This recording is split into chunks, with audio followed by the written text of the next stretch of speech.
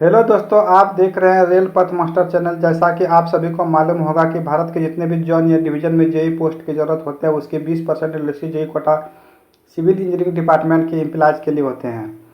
Track man चाहे 1800, 1900, 2400 या 2800 grade पर हो, अगर वो 4200 ग्रेड पर जाना चाहते हैं तो वो एलडीसी एग्ज़ाम रिटर्न करके वो 4200 ग्रेड पे जा सकते हैं। तो दोस्तों, मेरे चैनल पे जेई का पूरे सिलेबस को कवर कराए जाते हैं। अगर आप हमारे चैनल को सब्सक्राइब नहीं किए तो प्लीज़ सब्सक्राइब कर लीजिए। मैंने इस तरह के रोज़ वीडियो अपलोड करता हूँ। आपको डेली एक एक नए क्वेश्चन देखने को मिलेगा अवश्य। तो चलते हैं पहले क्वेश्चन को, देखिए क्या कहते हैं। इससे पहले कि मैं एक बात बोलना चाहता हूँ कि मेरे वीडियो के अंत तक आप बने रहिए। इसमें एक क्वेश्चन क्यूज के लिए रखे गए हैं, जो कि क्यूज के आंसर देंगे उसको पीडीएफ फ्री में मुफ्त दिया जाएगा। तो चलते हैं क्वेश्चन की ओर। देखिए कहते हैं कि डैश नियम के तहत यात्रियों की संरक्षा शामिल सुनिश्चित है। तो इसमें 4 ऑप्शन दिए गए हैं। इसमें चारों ऑप्शन पढ़ना है, पढ़ के बताना कि कौन सा उत्तर इसका सही है, कौन सा उत्तर इसका गलत है। तो देखते हैं चारों ऑप्शन में क्या क्या कहते हैं। कहते हैं रेलवे अधिनियम 1989 का 24, भारतीय रेलवे सामान्य नियम 1976, रेलवे यात्रियों के लिए सार्वजनिक गाड़ी चालू नियम 2000 था, भारतीय रेलवे अधिनियम 1980। ये सभी जो है उत्तर सही है। डी नंबर इसका उत्तर सही हो जाएंगे। सभी जितने भी ऑप्शन है सभी ऑप्शन सही है, इसीलिए रेलवे के सभी नियम इसमें लागू होते हैं। चलते हैं नेक्स्ट क्वेश्चन की ओर। देखिए नेक्स्ट क्वेश्चन ये है।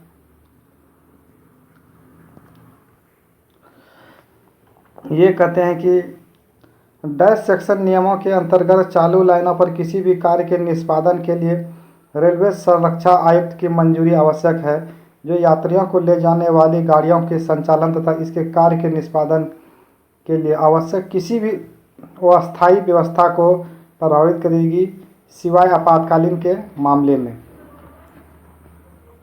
तो देखिए ये क्वेश्चन कहते हैं कि रेलवे के जितने भी चालू लाइन हैं उसमें चालू लाइन के निष्पादन के लिए रेलवे सुरक्षा आयुक्त की मंजूरी होती है। चाहे यात्री गाड़ी ले जाना हो या मालगाड़ी ले जाना हो, उसमें जो है सीआरएस की मंजूरी होते हैं। तो इसमें इसके अलावा कुछ मामले भी है, जैसे कि रेलवे अधिनियम धारा 23 में 1989 के धारा 1923 का जो है रेलवे अधिनियम 1989 के धारा 23, रेलवे नियम 2000 के अध्याय 7 और कहता है ये भी, यानी ये और ये दोनों सही है। सी नंबर इसका उत्तर सही हो जाएंगे। चलते हैं नेक्स्ट क्वेश्चन। नेक्स्ट क्वेश्चन है कि रनिंग लाइनों में जोड़ विस्तार या विकल्प के लिए डैश के अनुमोदन की आवश्यकता होती है। रनिंग लाइन में अगर जोड़ का विस्तार करना है, जोड़ का विस्तार या विकल्प के लिए किसका अनुमति होता है, तो सीआरएस की होते हैं। फिर कहते हैं कि नई सिग्नल अंतरपासन अवसंरचना स्थापित करने के लिए या मौजूदा अवसंरचना में बदलाव करने के लिए डैश की स्वीकृति होती है। देखिए यहाँ पे जोड़ विस्तार था और संकुचन था। जोड़ विस्तार है, संकुचन है, उसके लिए सीआरएस की आवश्यकता होती है। उसी प्रकार नया सिग्नल बिठाना है, अंतरपासन अवसंरचना है, इसमें भी जो है सीआरएस की ही मंजूरी होती है। नेक्स्ट क्वेश्चन कहता है कि रनिंग लाइन में भारी रिग्राइंडिंग, जिसमें रेल पथ को 500 mm से अधिक नीचे ऊपर करना शामिल है, डैश की स्वीकृति आवश्यक है। देखिए रनिंग लाइन में अगर रिग्राइंडिंग करना रहे और 500 mm से अधिक या ऊपर रहे, इसमें भी सीआरएस की आवश्यकता होती है। सीआरएस इसका सही उत्तर हो जाएंगे। फिर कहते हैं कि चालू लाइन पर मौजूदा गार्डरों को जोड़ने या बदलने के लिए डैश की स्वीकृति होती है। देखिए गार्डर बदलने के लिए भी जो है सीआरएस की आवश्यकता होती है, तो याद रखिएगा गार्डर बदलने के लिए भी। फिर तो चालू लाइन में सड़क की ऊपरी पुल और निचले सड़क पुल, जितने भी पुल के काम हैं, चाहे नए पुल रहे, सड़क के ऊपरी पुल रहे, निचली पुल रहे, ब्रिज का पुल रहे, उसमें जो है स्वीकृति जो है सीआरएस की ही होती है। अगर स्वीकृति का बात करें तो सीआरएस उत्तर कंपलसरी दीजिएगा।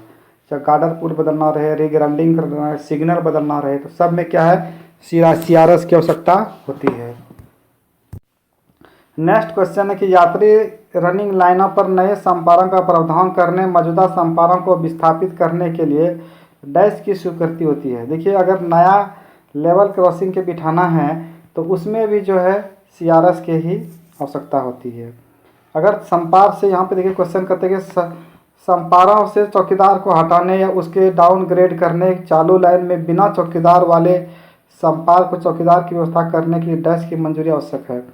देखिए अगर चौकीदार को हटाना है या तो उसको डाउनग्रेड करना है, अब बिना चौकीदार वाले सब यानी चौकीदार से कुछ भी बातें रहे तो उसमें भी CRS की मंजूरी होती है। C नंबर इसका उत्तर। अगर चौकीदार का ग्रेड डाउन करना है या चौकीदार को हटाना है तो CRS की मंजूरी लेना पड़ती है।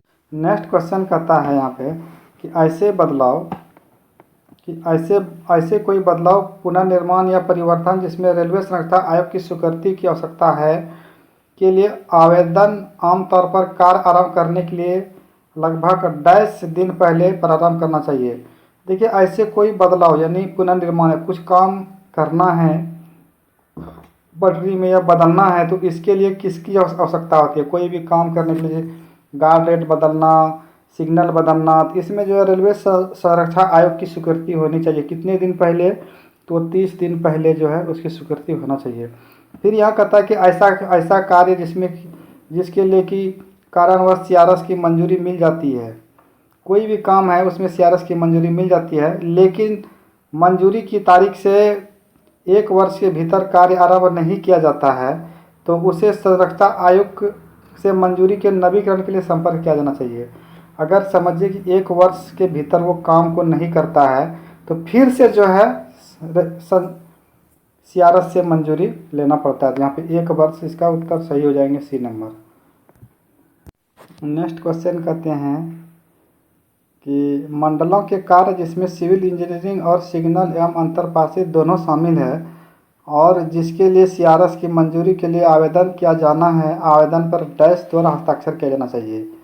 देखिए यहाँ पे मंडलों के कार्यों में जिसमें सिविल इंजीनियरिंग और सिग्नल अंतरपासित दोनों शामिल है और जिसके लिए CRS की मंजूरी के लिए आवेदन किया जाना है तो आवेदन पर हस्ताक्षर किसके किसके होना चाहिए? देखिए CRS के काम के लिए पहले जो है DN और वरिष्ठ DN दोनों का सिग्नेचर होना चाहिए, तभी आप CRS के पास कोई भी लेटर लेके जा सकते हैं। तो CRS के पास लेटर जाने के लिए किसके किसके?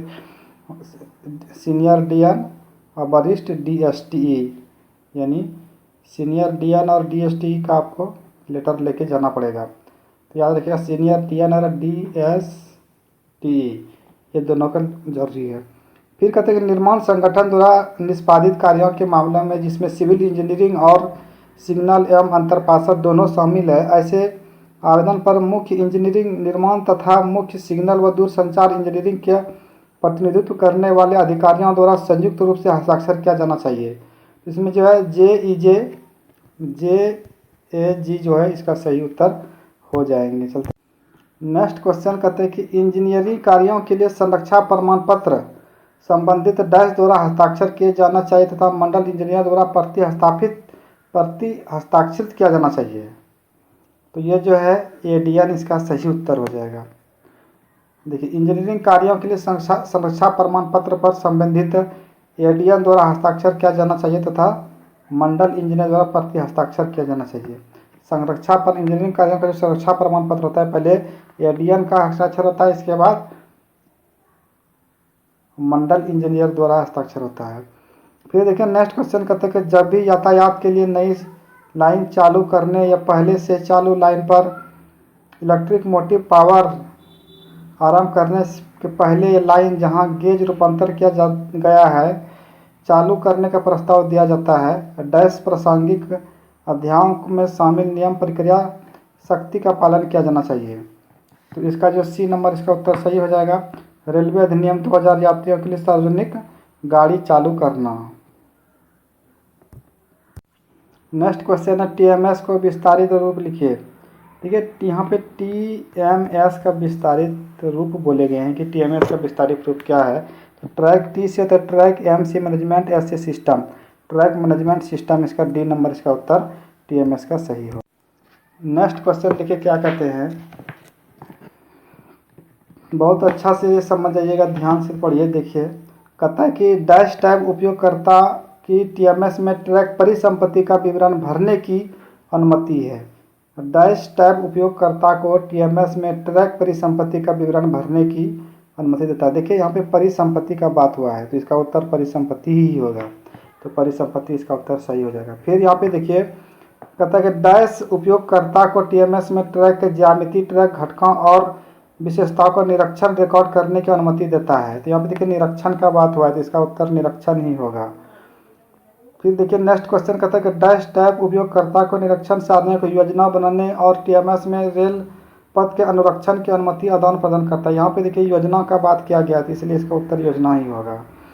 कितना इजी क्वेश्चन है, ट्रिक के साथ मैं बता रहा हूँ, इसलिए वीडियो के पूरे अंत तक बने रहिए।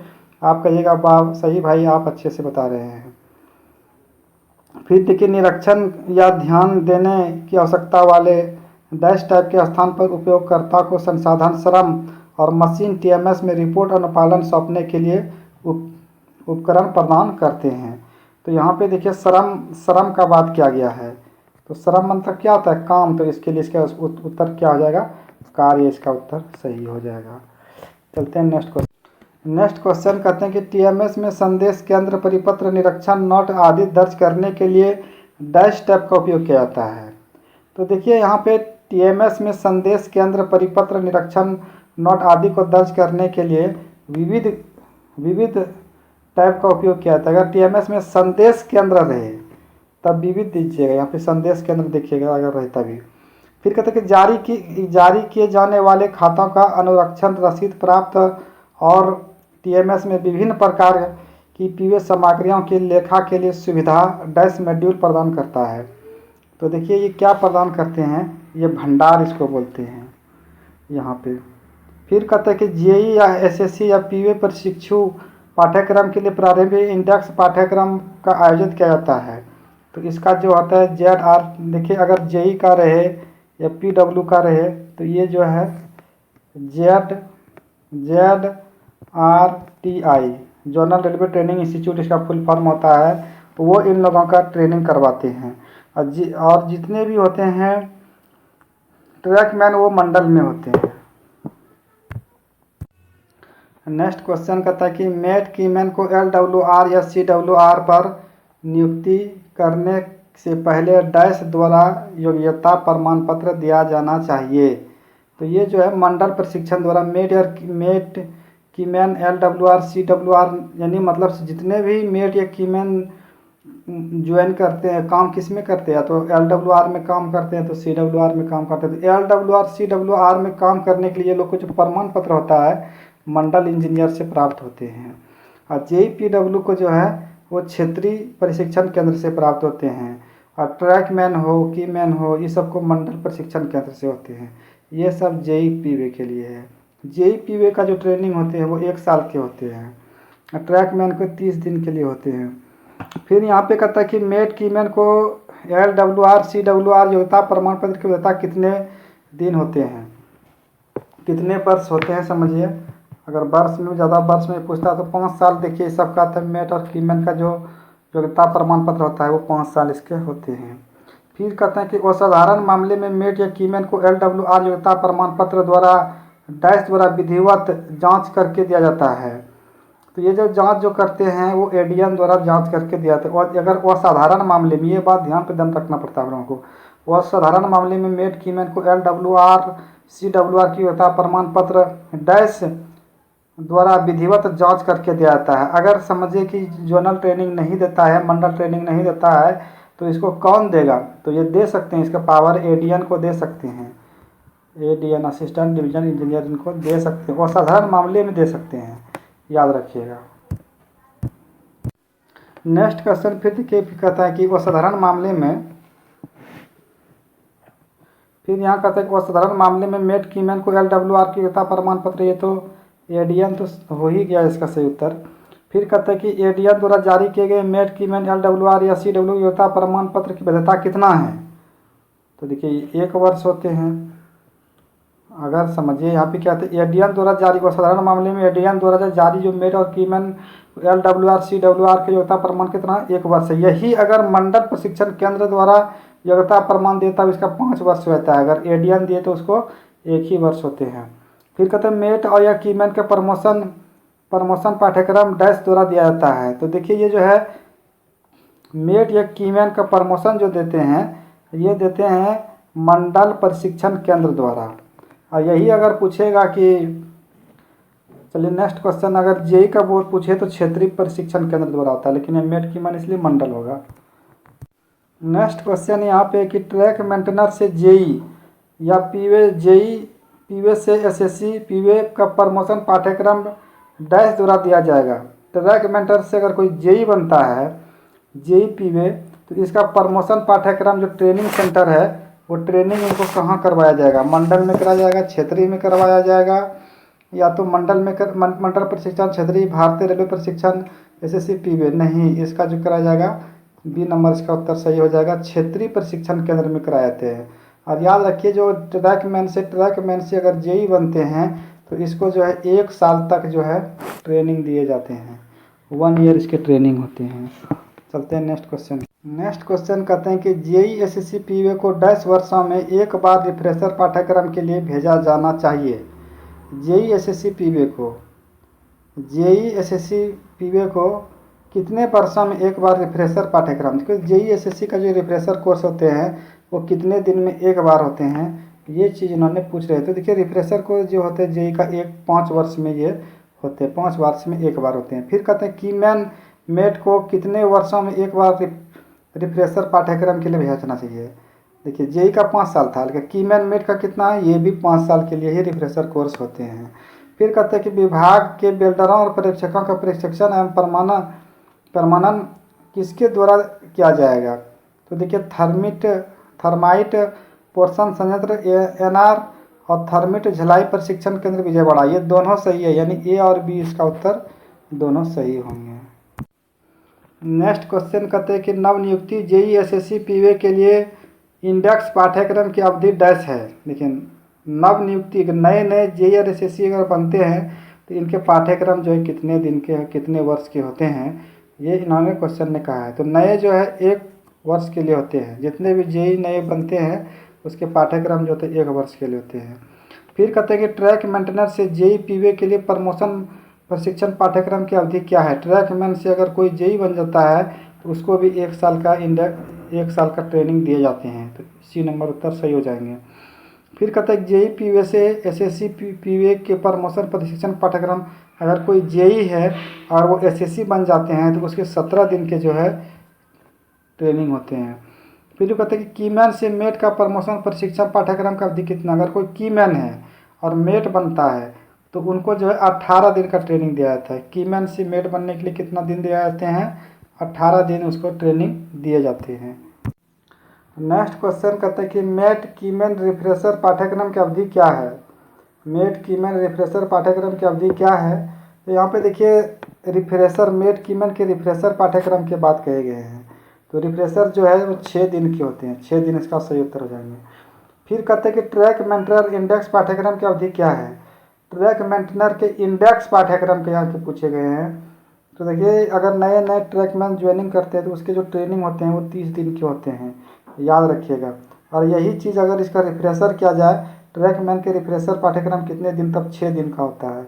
अगर इंडेक्स पाठ्यक्रम का बात किया जाए, नए फ्रेश ट्रैकमैन आए हुए हैं, 30 दिन उनका सही उत्तर हो जाएंगे। फिर कहते हैं कि ट्रैक मेंटेनर से गेटमैन इंडेक्स पाठ्यक्रम की अवधि क्या है?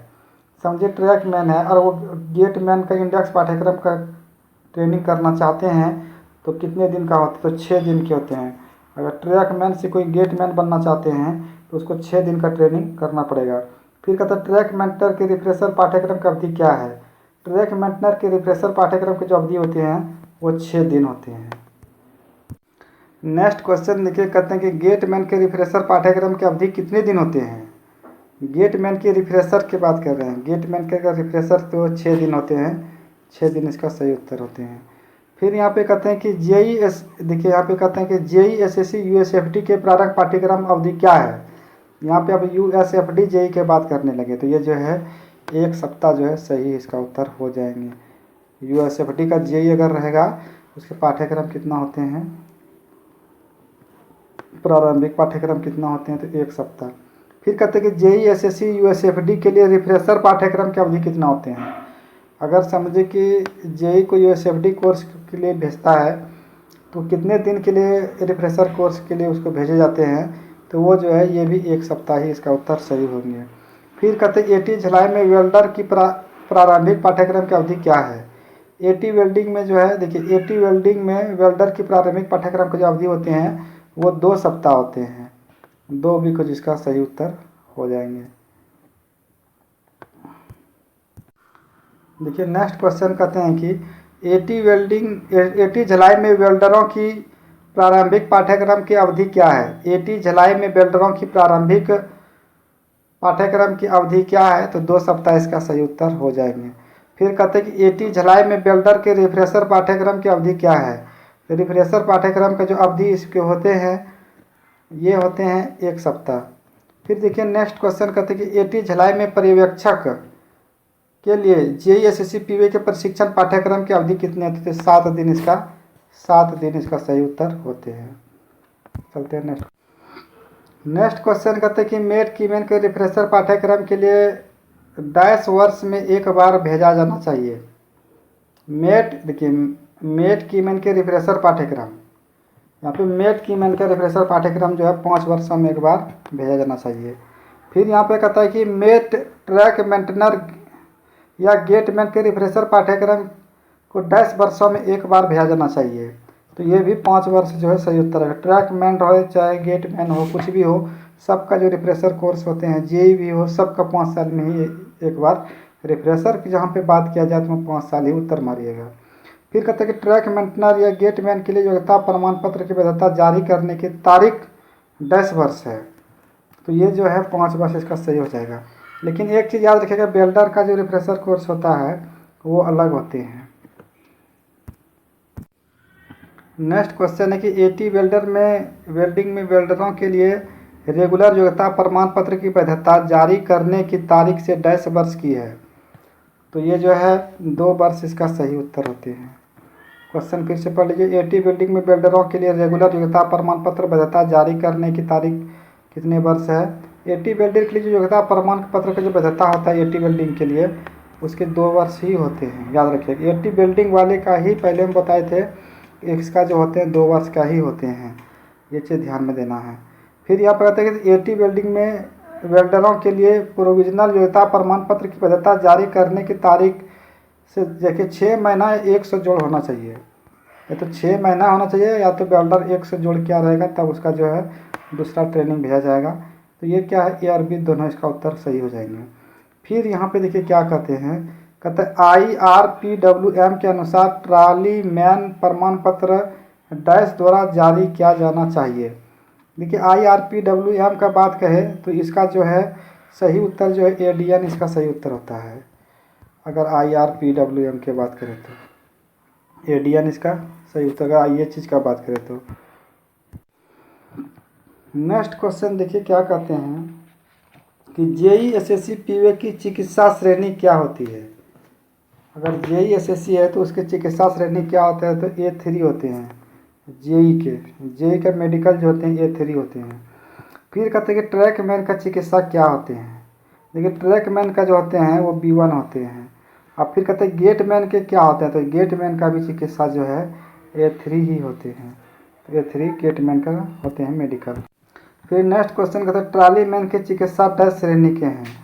ट्राली मैन का जो चिकित्सा होते हैं वो A3 मेडिकल के होते हैं। फिर कहता है कि गेटमैन जो ट्रैक मेंटर प्रशिक्षण के बिना सीधी भर्ती से आया है का इंडेक्स पाठ्यक्रम डैश दिन के होते हैं। गेटमैन जो कि ट्रैक मेंटर प्रशिक्षण के बिना सीधी भर्ती से आया है, अगर बिना सीधी भर्ती से आए हैं तो उसके पाठ्यक्रम कितने दिन के होंगे, ये बोल रहे हैं क्वेश्चन में। तो वो जो है 12 दिन इसका सही उत्तर हो जाएंगे। अगर गेटमैन समझिए कि बिना गेटमैन ट्रैकमैन है और वो बिना ट्रैकमैन से वो डायरेक्ट गेटमैन में आए, यानी डायरेक्ट ऊपर से जो वैकेंसी उसके आई है गेटमैन का ही आए हैं, तो वो 12 दिन इसका हो जाएंगे। देखिए साफ लिखा है ना, गेटमैन जो ट्रैकमैन प्रशिक्षण के बिना, यानी ट्रैकमैन प्रशिक्षण के बिना सीधी भर्ती से आया है तो उसको क्या हो जाएगा, सीधी भर्ती से 12 दिन होता है गेटमैन का ट्रेनिंग, अगर ओरिजिनल गेटमैन है तो। फिर कहता है कि CRS की स्वीकृति प्राप्त करने और कार्य पूर्ण होने पर संरक्षा प्रमाण पत्र भेजने के लिए जिसमें से किसकी जिम्मेदारी होती है, तो ये जो होता है DEN का होता है, याद रखिएगा DEN। CRS की स्वीकृति के लिए किसकी उसमें जिम्मेदारी होती है, तो वो जो भेजने की जिम्मेदारी होती है, CRS की स्वीकृति प्राप्त करने के लिए सुरक्षा प्रमाण पत्र भेजने का जो जिम्मेदारी होता है वो DEN होते हैं, DN के होते हैं। तो दोस्तों, अगर आपको हमारे मेहनत अच्छे लगे तो कृपया आप हमारे चैनल को सब्सक्राइब कीजिए। आज का जो क्वेश्चन है, आज का क्वेश्चन ये है कि टेस्ट है, आप लोग को कमेंट बॉक्स में उत्तर देना कि इसका उत्तर क्या होगा। गेटमैन की चिकित्सा श्रेणी डैश है, यानी गेटमैन की जो चिकित्सा कौन से श्रेणी में होता है, C1, B1, A2, A3। आप लोगों को कमेंट बॉक्स में बताना है कि गेटमैन की चिकित्सा किस श्रेणी में होते हैं, और मैं उसका नाम भी लूँगा जो आदमी बताएगा।